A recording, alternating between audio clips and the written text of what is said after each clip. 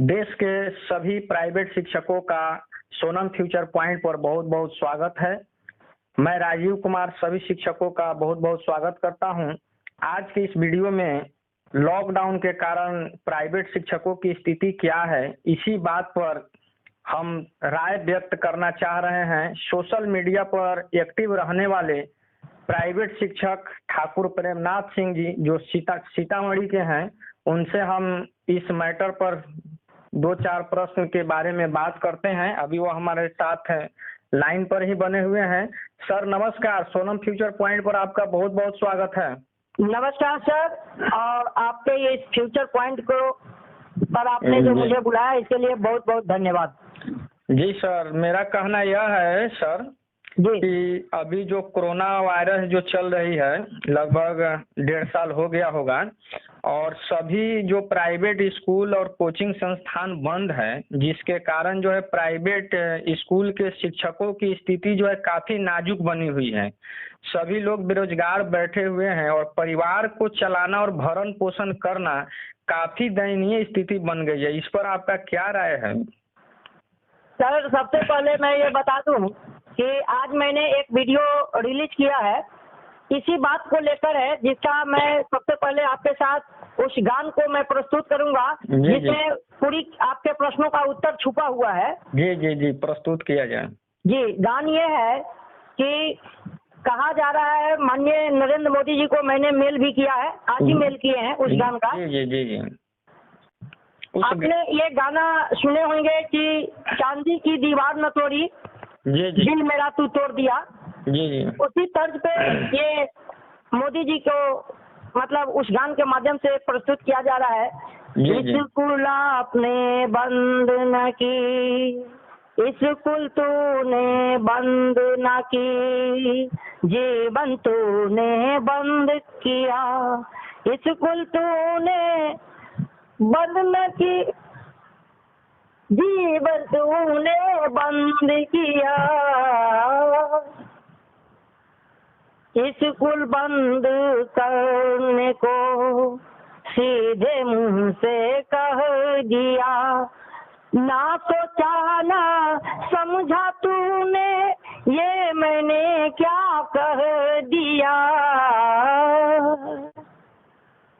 एक तरफ देश बचा लिए पर देश का भविष्य खराब किया, स्कूल तूने बंद न की, जीवन तूने बंद किया, स्कूल तूने बंद न की, जीवन तूने बंद किया।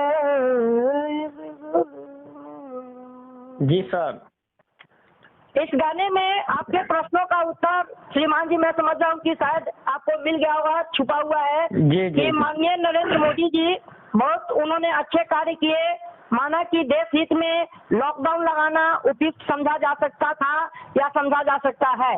वर्तमान स्थिति भारत की बहुत अच्छी नहीं है और नित्य दिन नई नई बीमारियां फैल रही है। अभी तो कोरोना का मार बहुत स्पीड गति में है ही, उसका कौन सा स्ट्रेंजर आने वाला है वो अभी खत्म होने वाले भी से बाहर है। तब तक एक नई बीमारियां वो ब्लैक फंगस नाम से जारी हो चुका है, जिसको केंद्र सरकार ने महामारी भी घोषित कर दिया और राज्य सरकार से भी उन्होंने अनुरोध किया है कि इसको महामारी घोषित किया जाए। इससे स्पष्ट जाहिर होता है कि भारत की स्थिति अभी हाल फिलहाल सुधरने वाली नहीं है।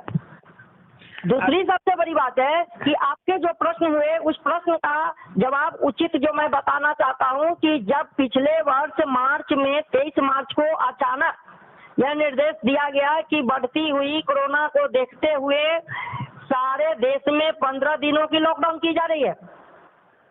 प्रश्न है कि उस 15 दिन के बाद बहुत सी स्थितियों पर सरकार ने निर्देश जारी किया कि भाई मार्केट के ये हिस्से खुले रहेंगे। कुछ दिनों के बाद और भी मार्केट ओपन होने लगे। मतलब निरंतर धीरे धीरे जितनी भी देश की गतिविधियां थी, क्योंकि आर्थिक स्थिति चरमरा रहे थे, देश लेवल का जीडीपी क्या क्या होता है वो सारा गिर रहा था, देश खोखला होते जा रही थी, सरकार की भी धन जो थी वो घटती जा रही थी, क्योंकि वो जो समाज में राशन ये सब जो वितरित कर रहे थे, मुहैया करा रहे थे, तो स्वाभाविक बात है मेडिकल पे खर्च होना है, तो राष्ट्र की जो धन है वो व्यय हो रही थी, जो संचित धन होते हैं। और जो उनके कर्मी थे उनका पेमेंट चल ही रहा था। तो सबसे बड़ी बात है कि आपने हर जगह आपने मार्कशीट किया, लेकिन आपने ये बात क्यों नोटिस नहीं किए कि हमारे देश के जो प्राइवेट विद्यालय में कार्यरत शिक्षक है वह बिल्कुल न्यूनतम पेमेंट पे अपना राष्ट्र सेवा देते हैं, और यही वो प्राइवेट शिक्षक है जिनके वजह से हमारे देश के बच्चे जो हैं उनके भविष्य सुनहरे होते हैं। जी। और वो अपने राष्ट्रभक्ति में यानी अपने कर्तव्य का निर्वहन बहुत ही अच्छे से करते हैं, और यही कारण है कि आज हर समाज के अच्छे जो आर्थिक स्थिति से अच्छे हैं, सुधरे हुए हैं, यहाँ तक कि गरीब से गरीब भी अपने बच्चे को प्राइवेट विद्यालय में ही शिक्षा देना चाहते हैं। बात बता देता हूँ कि जब मार्च में इन्होंने लॉकडाउन लगाए, मैं 18 मार्च को माननीय मुख्यमंत्री प्रधानमंत्री जी दोनों को मैंने लेटर, एचआरडी मिनिस्टर को भी मैंने लिखा कि महाशय जी इस तरह की जो आपने बात जो अपने भारत में आई है, यह स्पष्ट हो रहा है कि यह कोरोना अभी और बीत जाएगा। जी। आपसे मेरी अनुरोध है, दरखास्त है कि आप जब तक कोरोना काल चलता रहे, जब तक आप विद्यालय को बंद रखते हैं, तब तक के लिए हमारे शिक्षकों को जो है एक सहयोग राशि प्रदान करते रहे, ताकि जो है मतलब उनका जीवन यापन चलता रहे, वो जीवित रहे, सुरक्षित रहे, ताकि राष्ट्र हित में फिर अपनी सेवा दे सके।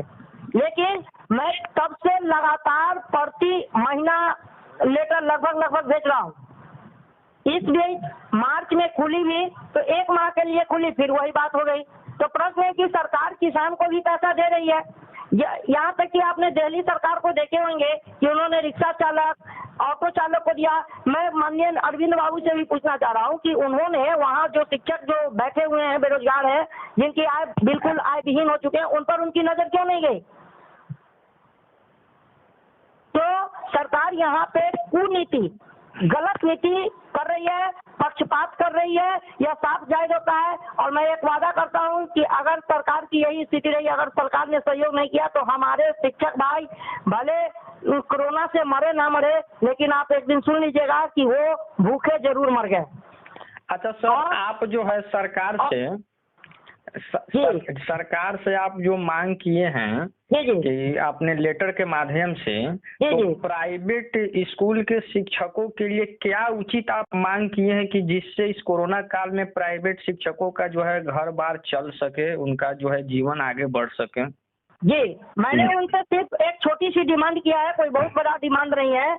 मेरा मानना है कि हमारे शिक्षकों को उनके खाते में सीधे वो डीबीटी कहते हैं ना, डायरेक्ट बेनिफिट, सीधे उनके खाते में 6,000 रुपया प्रति माह जब तक हमारी विद्यालय कोरोना अवधि तक बंद रहती है, तब तक सरकार यह मुहैया कराए। और यह बहुत ही सरल है, इसके लिए सरकार को बिल्कुल भी परेशानी नहीं उठानी पड़ेगी, क्योंकि आपको मालूम होगा, आप मीडिया से जुड़े हुए लोग हैं, कि पिछले बीते हुए वर्षों में भारत सरकार के मानव संसाधन विकास मंत्रालय के द्वारा एक इशू मतलब लेटर जारी किया गया था वर्ष 2017 में सितंबर को, 15 सितंबर को, जिसमें साफ यह निर्देश दिया गया था कि राष्ट्र भर के जितने भी प्राइवेट शिक्षक हैं जो प्राइवेट विद्यालय में कार्यरत है, उन सभी को 31 मार्च तक हर हाल में NIOS से 2 वर्षीय DLED कंप्लीट कर लेना है, अन्यथा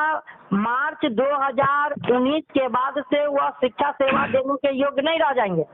और राष्ट्र भर के जितने भी शिक्षक रहे जो प्राइवेट विद्यालय में कार्यरत रहे, उन्होंने इस प्रशिक्षण को प्राप्त भी किया। सबसे बड़ी बात है कि आपने जो राष्ट्र धन का व्यय किए इन शिक्षकों पे, इनका जो प्रशिक्षण कराए, आखिर इनका भी लाभ आप नहीं ले पा रहे हैं।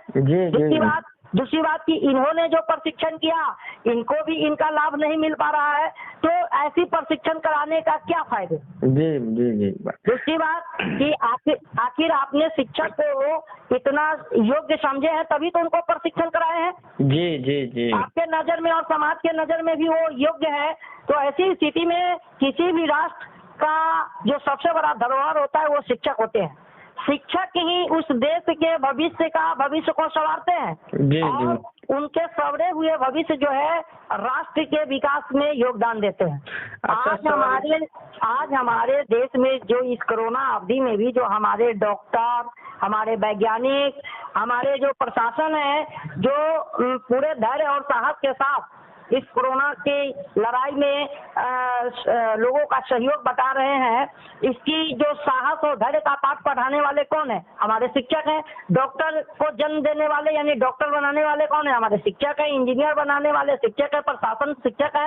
यानी शिक्षक ने देश को क्या नहीं दिया? शिक्षक ही है तो आज देश की विकास, आर्थिक विकास या जितनी भी ये ऊंचाइयों को छू रहे, आज हमारा राष्ट्र जो है नाम रोशन कर रहा है, यह किनके वजह से? यह शिक्षक ही है जिन्होंने ऐसे आज भी देखा जा रहा है कि मतलब कि जैसे बिहार में ही देख लीजिए, हम लोग बिहार के निवासी हैं। अगर प्राइवेट शिक्षक न हो तो शिक्षा व्यवस्था है उसका स्तर काफी नीचा तक गिर जाएगा। और इतनी मेहनत के बाद भी यहाँ के प्राइवेट जो शिक्षक हैं, जो अब प्रशिक्षित हो चुके हैं, ट्रेंड हो चुके हैं और विद्यालय में अपना योगदान दे रहे हैं, लेकिन इस कोरोना काल में जो है उनकी स्थिति एकदम बदहाल सी बनी हुई है। इस पर क्या आप कहना चाहेंगे? मैं इस पर यही कहना चाहूँगा कि सबसे पहली बात है कि हमारे शिक्षकों को जो सरकार NIOS के माध्यम से प्रशिक्षण के लिए प्रेरित किए, आदेश दिए और लोगों ने बड़ी इनके इस कार्य को सराहा भी। अच्छी बात है कि प्रशिक्षण प्राप्त किए, आज सीटेट में बैठने का हमको अवसर भी मिला है। लेकिन सबसे बड़ी बात है कि इसमें जो लाभ मिलनी चाहिए थी कि कम से कम जो भी शिक्षक NIOS से कंप्लीट है उनको सीधे समायोजन के लिए उनकी प्रक्रिया होनी चाहिए थी, ताकि जो गरीब तबके के बच्चे हैं, जो आर्थिक स्थिति से लचर हैं, जो सरकारी विद्यालय में सिर्फ नाम के लिए जाते हैं, उनको शिक्षा अच्छे से ग्रहण नहीं कर पाते हैं, तो कम से कम इन अनुभवी शिक्षकों से उनको शिक्षा लेने का अवसर मिले, पहला।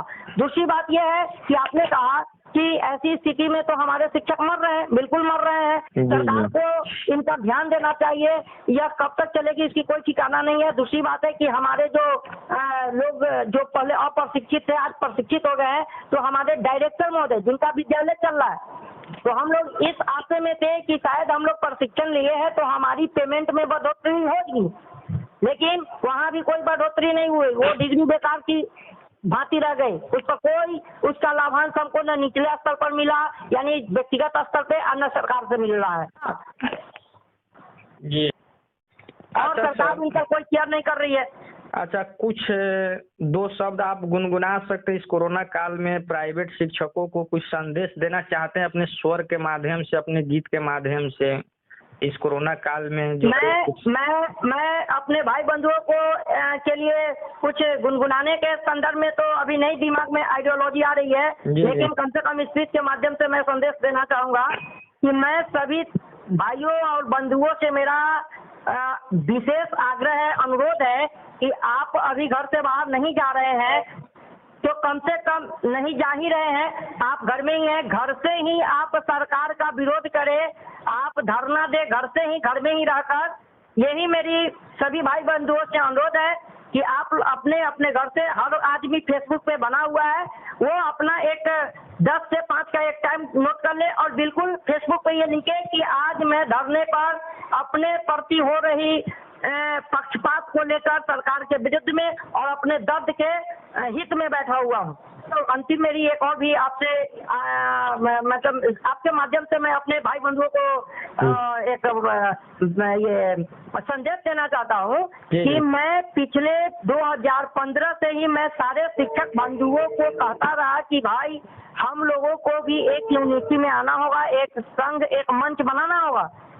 तो मैंने कहा था कि कभी भी हमारे साथ विकट परिस्थिति खड़ा होती है तो हम यूनिटी में रहेंगे, तभी हम लोग एक साथ होकर एक आवाज उठा सकते हैं जी जी, जिसकी दूरगामी परिणाम मिलेगी। लेकिन हमारे भाई बंधु इस विषय को समझने में असफल रहे, इस कार्यक्रम को सफल न होने दिए। आज उनको पता चल रहा होगा कि यदि हम सफल रहते यानी यूनिटी में रहते तो सरकार हमारी भी आवाज को सुनती। जैसे हमारे सरकारी विद्यालय में कार्य शिक्षक जो यूनिटी में है तो सरकार का विरोध करने में सभी बल एक साथ खड़े होते हैं तो सरकार झुकती है। तो अभी भी इस कोरोना काल से भी सीख लेने की जरूरत है कि इस कोरोना काल में सरकार उनके प्रति हमदर्दी नहीं दिखा रही है। तो मैं कहता हूं कि जब विद्यालय खुले भी, यदि कोरोना काल बंद खत्म भी हो जाए तो सरकार यदि आदेश करती है कि विद्यालय खुलेगी तो हम सभी भाई बंधुओं से अनुरोध करते हैं कि कोई भी विद्यालय में कदम ना रखे। और सीधे अपनी एक सभा बैठा दे और सभा में सभी बैठे रहे कि जब तक सरकार हमें इसकी क्षति की भरपाई नहीं करती है, जिस अवधि तक विद्यालय बंद रही है उस अवधि तक का अगर पैसा वो नहीं देती है, तब तक हम विद्यालय में कदम नहीं रखेंगे। क्योंकि इस साल भर में उन्होंने जिन जिन से कर्ज लेकर खाना खाए हैं, जिन दुकानदारों की यहाँ उन्होंने कर्ज लेकर मतलब उधार लेकर अपनी भोजन पानी चलाए, उनका पैसा वो कहाँ से देंगे? जी जी, बात सही है। तो अगर ये बुद्धिजीवी सही बुद्धिजीवी है तो इनसे पुनः आग्रह है कि सारे बिहार के प्राइवेट शिक्षक, आज बिहार क्या पूरे हिंदुस्तान की मैं बात बोल रहा हूँ, पूरे हिंदुस्तान के प्राइवेट शिक्षक जब विद्यालय खुले भी तो अनुरोध है कि आप विद्यालय में कदम ना रखें और सारे भाई एक जगह बैठकर सरकार से अपनी डिमांड पूरा करवाएं, तभी जाकर विद्यालय में कदम रखें।